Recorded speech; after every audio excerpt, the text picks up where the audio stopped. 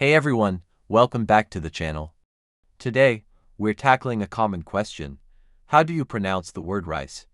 Whether you're discussing fashion brands, names, or just curious about the proper pronunciation, you're in the right place. So, let's get started. First off, let's break down the basics.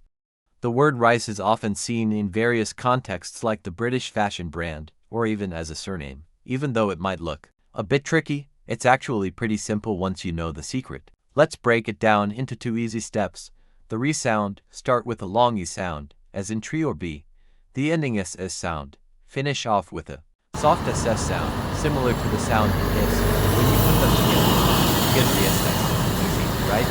Rice, rice, rice, rice, rice. Rice, rice, rice, rice, rice. Rice, rice, rice, rice, rice. Rice, rice, rice, rice, rice. Don't forget to hit that like button.